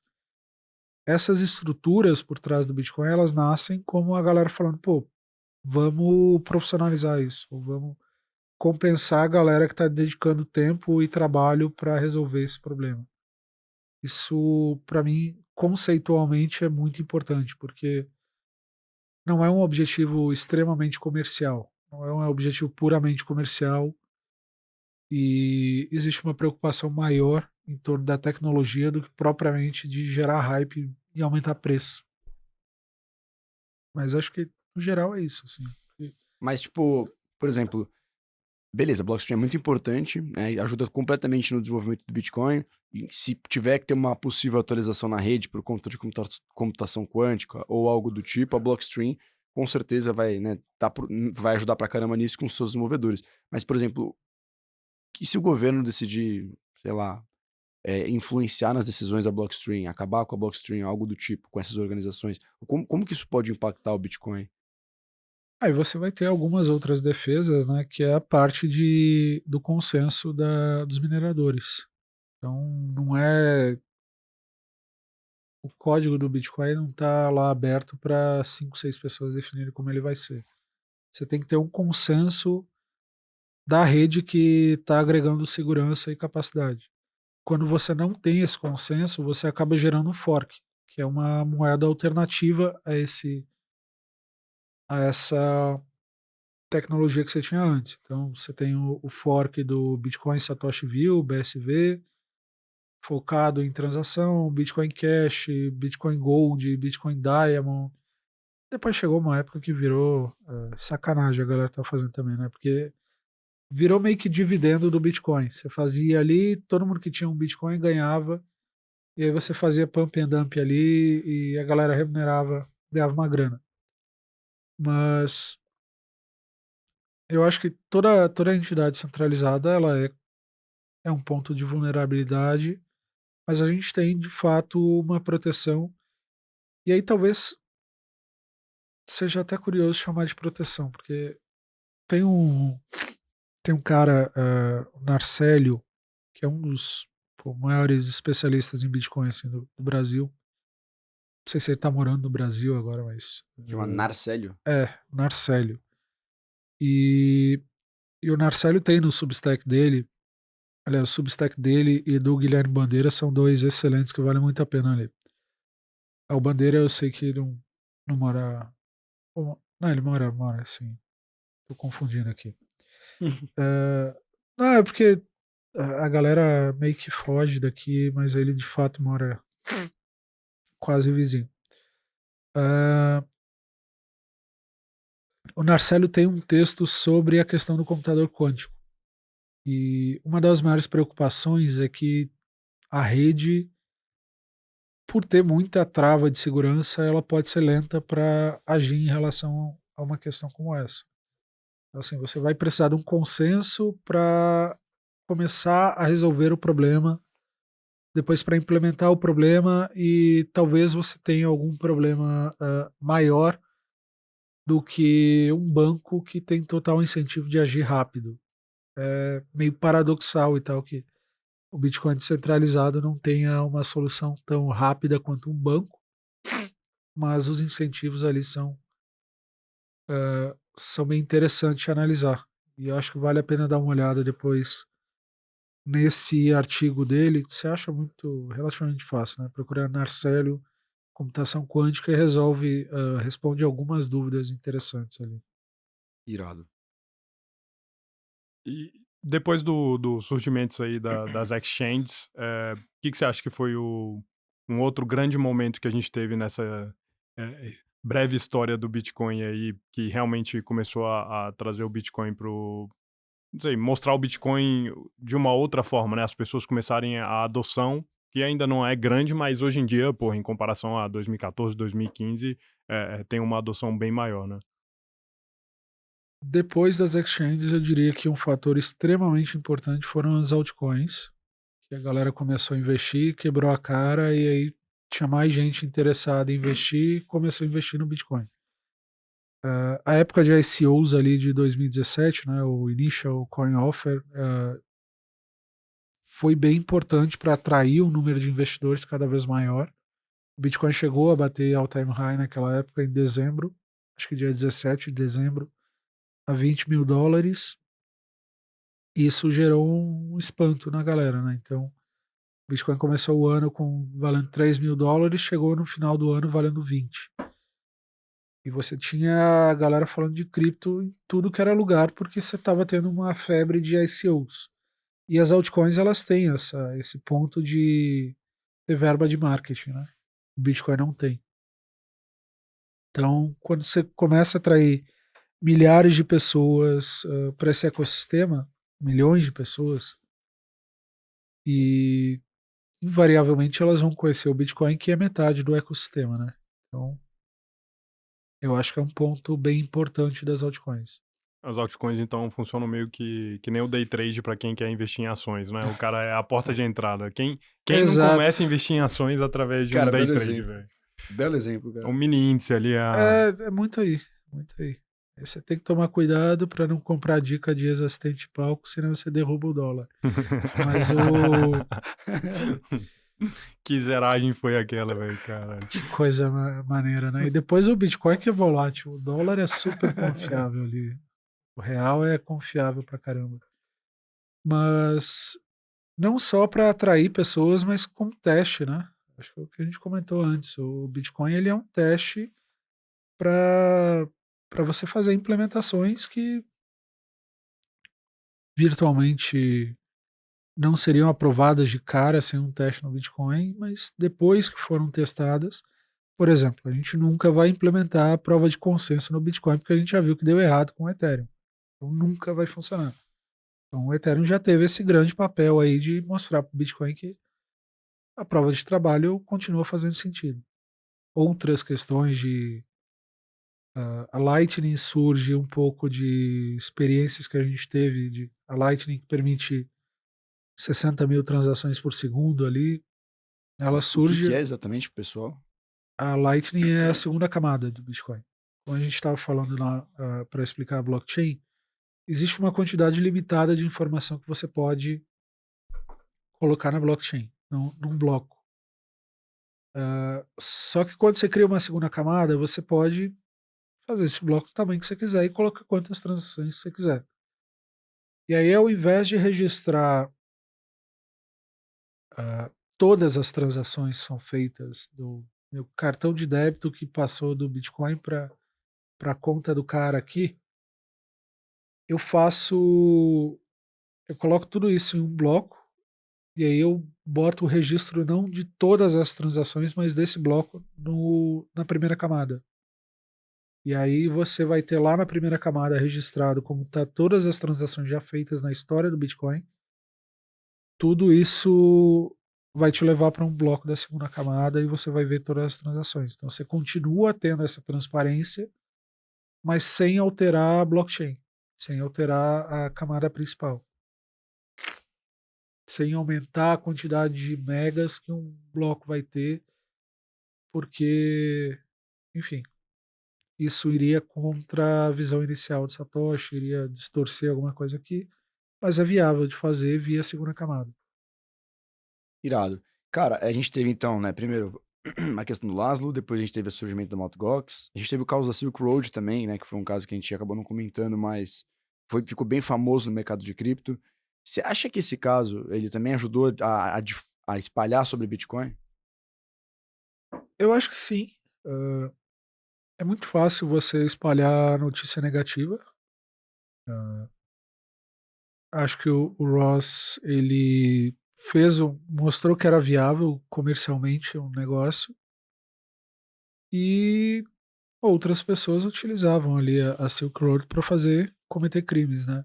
Só explica pra galera antes de o que foi a Silk Road. Silk Road era um mercado, só que não era um mercado de produtos legais. Era um mercado de produtos ilegais. Alguns produtos legais, mas existiam ali ilegais. E eles utilizavam Bitcoin como meio de pagamento, né? E isso acabou atraindo a atenção da polícia, levou à prisão do Ross Ulbricht, do fundador, que ele foi preso porque dentro do site dele estavam transacionando, cometendo crimes, fazendo transações, utilizando, não por utilizar Bitcoin, mas enfim, porque ele estava facilitando essas transações. E eu gosto dessa discussão em torno do Bitcoin em relação ao crime por duas razões. Eu acho que a primeira é que o Kenneth Rogoff, que é o economista lá de Harvard, né, que tem não sei se ele ganhou o prêmio Nobel ainda, acho que não, né? Mas vai ganhar, certamente. Ele tem um estudo falando que 16% da economia da Europa é subterrânea, ou seja, é economia ilegal. E essa economia ilegal, ela gira em torno do dinheiro físico. Então, tanto é que a Europa tinha cédulas de 500 euros e foram banidas porque elas eram muito utilizadas pelo crime, ou seja, elas facilitavam as transações do crime. E o crime na história da humanidade sempre aconteceu, e boa parte dele com dinheiro vivo. Ou seja, o Bitcoin não inventou o crime, né? Então, Pablo Escobar não aqueceu a filha dele jogando Bitcoin na lareira, era dólar mesmo, que era o que entrava toda hora ali. Mas um outro ponto interessante é um amigo que foi do Garantia, que foi um dos primeiros gestores de cripto do Brasil, o Glauco Cavalcante. Ele tem Ele tem um ponto que ele diz que a epifania dele no Bitcoin foi quando o FBI decidiu fazer um leilão para vender os Bitcoins da Silk Road. Ou seja, o governo americano ele não destruiu os Bitcoins, ele vendeu. Porque o Bitcoin não era ilegal. Ilegal eram os crimes que estavam sendo cometidos ali que usavam o Bitcoin.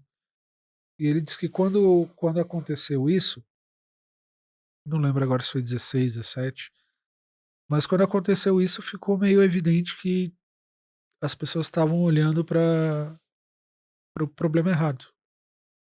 Ou seja, estavam olhando para o crime e falando, pô, tá vendo aí, ó, o Bitcoin é dinheiro de criminoso. E não é, o criminoso sempre existiu, o criminoso está lá, continua existindo hoje. O criminoso coloca 51 milhões de reais num apartamento na Bahia, acontece. Não precisa do Bitcoin para isso.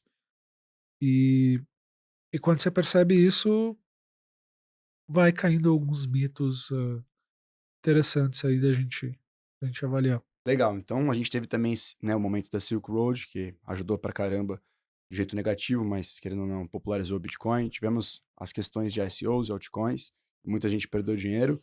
E agora a gente chegou no momento, né, da institucionalização do mercado. Em 2020, 2021, a gente teve MicroStrategy comprando Bitcoin, Tesla, né, a gente teve os ETFs sendo aprovados em janeiro de 2024. Cara, como é que você tem enxergado agora esse movimento de institucionalização do mercado de cripto, mas principalmente focando em Bitcoin? Você tem os ETFs em fevereiro de 21, né? Eu acho que é um ponto interessante da gente citar. Ah, é verdade. Aqui no Brasil se diz. No Canadá, primeira semana de fevereiro no Canadá, e depois você vai ter dois aqui no Brasil. Você vai ter o QBTC e o Hash11. O QBTC é 100% Bitcoin, e depois o Hash11, que é uma cesta, né? Ah, eu acho que eu gosto desse ponto porque existem pouquíssimas coisas no mundo que você pode olhar e falar, pô, o Bitcoin, o Brasil tá bem. O Brasil pode ensinar alguma coisa para o resto do mundo. Cripto é uma dessas coisas. Cripto, cripto e Bitcoin são áreas em que o Brasil tem uma regulação muito boa.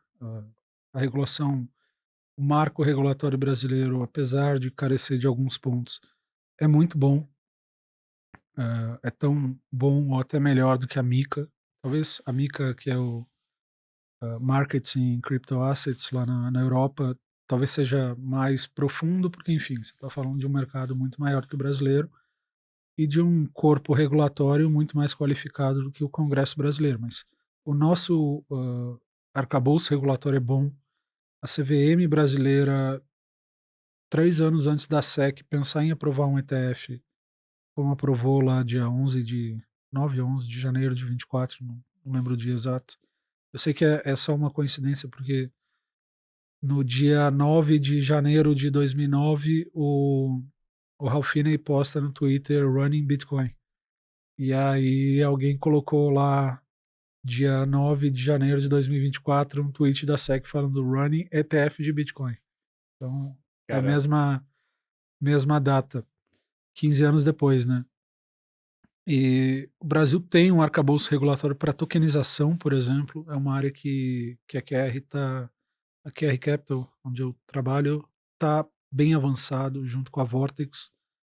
A CVM está colaborando de forma bastante proativa, de forma bastante inteligente. Eu sei que muita gente critica a CVM porque, enfim, pô, tem muita pirâmide no Brasil, tem que cobrir tudo, etc. Mas nesse ponto regulatório os caras estão muito bem, estão muito avançados, têm um corpo qualificado para isso, coisa que a SEC ainda não tem, que a SEC vai sonhar em ter daqui a 2, 3 anos.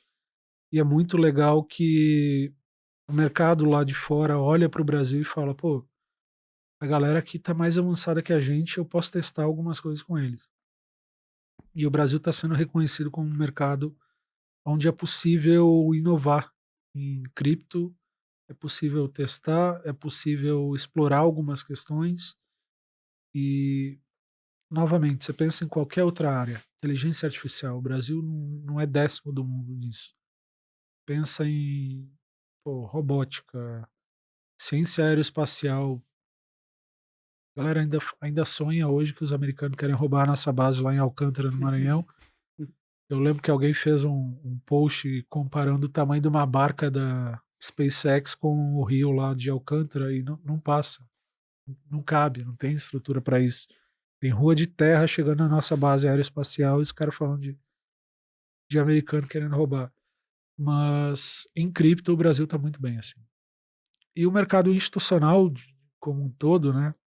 ah, eu vejo que houve certo hack do mercado pelo Saylor, que eu acho foi espetacular o que ele fez. Ele olhou e falou: pô, fundo de pensão não pode comprar Bitcoin, porque a legislação não permite.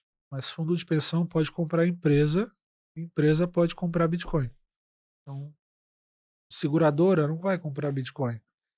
Mas a Allianz tem $1 bilhão em títulos da MicroStrategy. A Allianz da Alemanha compra Bitcoin diretamente. E aí você vai ter essa chegada do Bitcoin na bolsa quase 4 anos antes, 3 anos e pouco antes do primeiro ETF, via Strategy, que agora virou moda e tal. Eu entendo que existem algumas vantagens nas Bitcoin Treasury Companies. Eu não diria que eu vou alocar tudo em. Vou deixar de comprar Bitcoin, comprar e deixar ETF para comprar Cash 3, mas é interessante. Eu acho interessante e eu acho que faz parte de uma adoção e de uma eventual conversão para o padrão Bitcoin. Que as empresas passem a olhar o seu retorno não pela inflação, mas pelo Bitcoin. Porque, no fundo, é isso que elas vão ter que fazer, né? Buscar preservar valor e gerar valor e preservar esse valor gerado para o acionista. Maneiro. Você tem mais alguma, Jesus? Não, pra mim fechou aqui. Beleza. Então, só para finalizar, perguntas, takes rápidos, tá? Então, não precisa justificar. Se você quiser dar uma justificativa, tudo bem, mas é mais pra gente saber o que você faria. Vamos lá. Satoshi Nakamoto era uma pessoa ou um grupo de pessoas? Era uma pessoa. Uma pessoa, já respondeu. Você pagaria 10 mil bitcoins em 2 pizzas hoje? Hoje, pô, eu compraria a Domino's com 10 mil bitcoins hoje. Mas em 2010, pô, o Laszlo fez 80 mil, comprou 80 mil bitcoins em pizza. Foram umas 10 pizzas. Então, eu faria parte da história do Bitcoin sem problema, assim. Irado. O Bitcoin um dia vai substituir o dólar como reserva global? Como reserva ou como moeda? Como moeda, desculpa, eu li errado. Não. Beleza. Você acha que o Bitcoin vai bater $1 milhão um dia? 17 de junho de 2035. Perfeito. Essa aí vai virar corte, hein? Essa daí vai virar corte. E quanto você acha que o Bitcoin pode chegar de preço nesse ano? Nesse ano, eu não sei nem quanto tá hoje. Eu vi. A gente tem um research lá no Blocktrends. Eu evito olhar porque eu não gosto de ficar olhando o preço, sabe? Não muda em absolutamente nada a minha vida. Mas eu já vi um range de. É que a gente mede por ciclo, né? Então o ciclo do Bitcoin geralmente são 40 meses, mais 32 de alta e 8 de queda, que não vão se repetir, mas a galera gosta de olhar, todo mundo gosta de olhar para a nuvem e ver um padrão ali. A gente finge que existe. Mas de 211, final do ciclo, com 160 e alguma coisa no final desse ano. Perfeito. Bom, se puder pra gente passar uma leitura recomendada sobre cripto, alguma ferramenta que você gosta, uma dica pra quem tá assistindo, pro investidor. Pô, eu já recomendei aqui o Substack do Narcélio, o Substack do Guilherme Bandeira, o Padrão Bitcoin, que o Bandeira traduziu, para mim é bem positivo. E também no YouTube, quem gosta de análise, o Cauê faz uma análise que para mim não tem igual na internet brasileira, usando dados on-chain, toda segunda-feira lá no Blocktrends e acho que você está bem coberto nesses 4 pontos. E pra quem quiser te acompanhar aí, seu conteúdo, te segue principalmente aonde? Cara, pode me seguir no Twitter, é Felipe com 2 P's, _ Hermes, mas segue o Blocktrends que tem conteúdo melhor que o meu ali.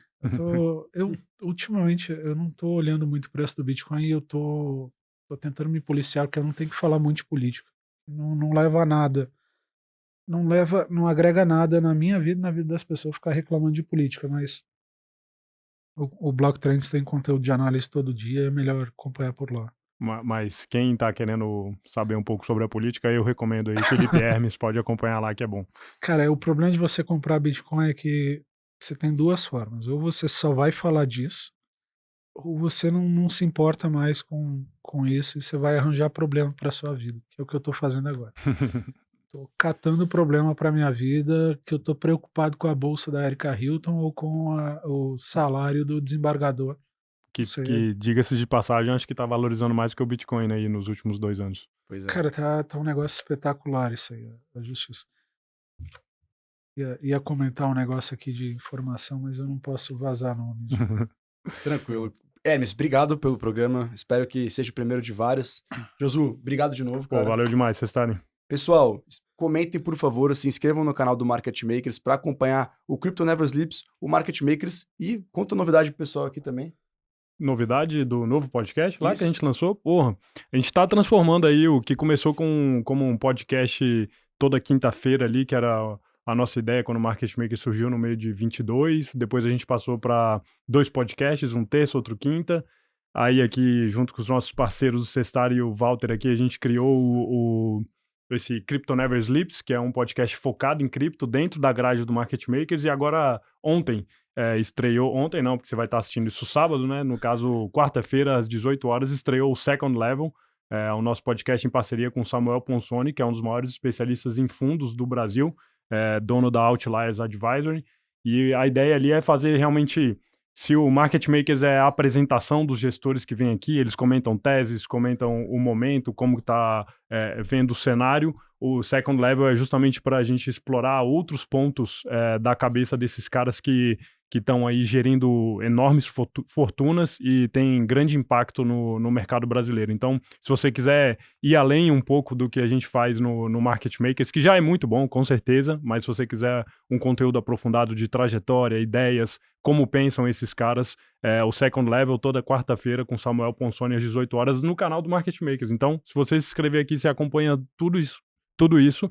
E acho que também é legal a gente ressaltar que a gente falou no começo, se você estiver procurando uma exchange, uma corretora para fazer suas primeiras compras de Bitcoin e outras criptos, a Mint é nossa parceira aqui, o link vai estar na descrição. Clica aí, conhece um pouco ali, é uma plataforma que foi criada dentro da estrutura do BTG Pactual, então vale a pena e a gente recomenda. Valeu, pessoal. Até mais.